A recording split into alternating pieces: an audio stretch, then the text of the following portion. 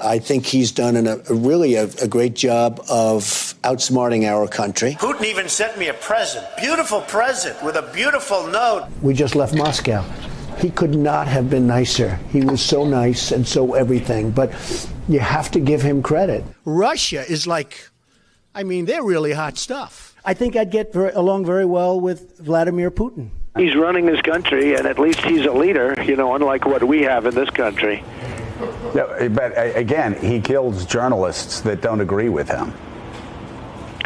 Well, I think our country does plenty of killing also, Joe, so, Then he called me a genius. He said Donald Trump is a genius and he's going to be the leader of the party and he's going to be the leader of the world or something. He said some good stuff about me. Trump critics have often wondered whether or not Trump has a mind of his own, or if he's easily manipulated with flattery and promises of power and prestige, or if he is possibly beholden to foreign governments that are typically authoritarian and adversarial to the United States. Trump fans say that Democrats are obsessed with Russia and Putin. Just get over it. I think that people are just ridiculous that they think that Putin's such this enemy. He isn't doing anything. He just wants back what was his. But he invaded What was his. He invaded Ukraine, That's fine. killing thousands of people. That's fine. That's fine with me. But Margarita Simonyan, the head of RT, the Russian state news/propaganda network, was asked for her thoughts and predictions regarding Trump and his upcoming term as president. She seemed optimistic that the Trump presidency would benefit not just Russia, but her RT network. Firstly, she believes that once Putin's alone in a room with Trump, Trump will be putty in Putin's hand. Without any outside influence, i.e. as long as Trump is left to his own vices and not listening to any advisors, he will do whatever Putin asks him to do. For instance, she believes that Trump will want to be on good terms with Putin and Russia, so he will make concessions where the Biden administration did not. Trump, she says, might lift sanctions against the Russians and remove the ban of the RT network on U.S. cable networks. Why she wants to broadcast her Russian state news network to Americans is anyone's guess, but she thinks that Trump will help her get to us.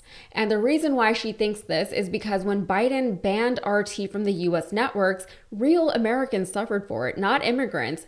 Actual Americans like Tulsi Gabbard. Gabbard came under scrutiny here in the United States for making several appearances on RT, and anyone, American or otherwise, associated with RT becomes persona non grata in the U.S. This is an injustice, according to Simonyan, that Trump will be excited to correct.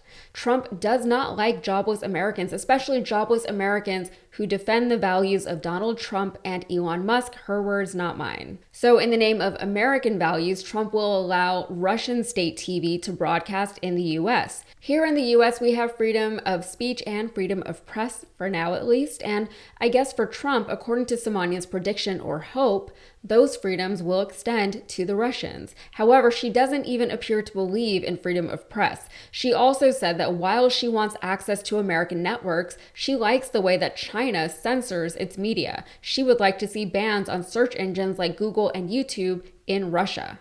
And maybe she's right, or she's been wrong in the past. For example, when she famously said that Russia would take Kiev within just a few days. But according to the other panelists on the program, she has an eerie ability to predict the future. Early on in the segment, Simonyan expressed a view of American politics that is arguably overly simplistic. I said that it's arguable because honestly, I sort of agree with her that American politics, as it is practiced today, is very petty and childish. We have people like, but not limited to, Matt Gaetz vowing to get revenge on his enemies.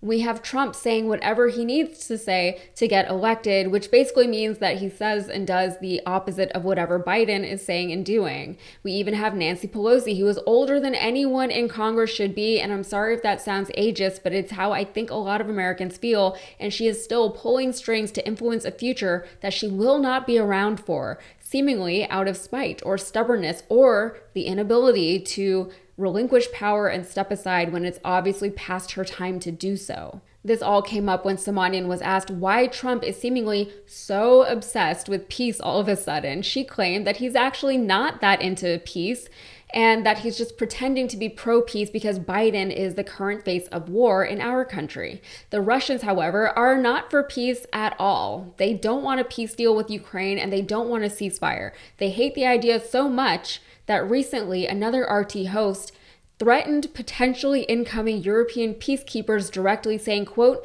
"We will kill all of you." He threatened to kill European peacekeepers. Additionally, she said that she and other Russians in Putin's government are happy with the announced cabinet picks, telling her audience that most of these people are constant guests of RT's broadcasts. Until RT was shut down, they were our constant guests. Overall, she said that life in Russia will become significantly easier with Trump in power in the US, and she said that either way, Russia will win. Throughout the segment, Simonyan insisted that her predictions were sometimes shockingly accurate because they are rooted in logic, although some believe that the only reason why she appears to know anything is because she is getting insider information directly from the Kremlin. And that's not so conspiratorial or far-fetched. She runs a state TV network, so why wouldn't she? Whether or not you believe the predictions and insights from one person is your prerogative, but the fact that the Trump presidency is being discussed on Russian state TV as a positive for their country should be concerning to more Americans than it seemingly is. And maybe it is actually concerning for people, but I feel like we don't talk about the fact, for example, that Russia called in fake bomb threats in a swing district on our American election day. Why wasn't that a bigger headline? I try not to take anything as a matter of fact until I see proof of it, otherwise you'll just go down a rabbit hole of insanity. But while maintaining the understanding that these are just the beliefs of one person, she is an influential thought leader in Russia, and she's likely very well connected with people in the know over there. All right, that's it for me. If you got anything out of this, please like the video and subscribe to the channel for more. Thanks.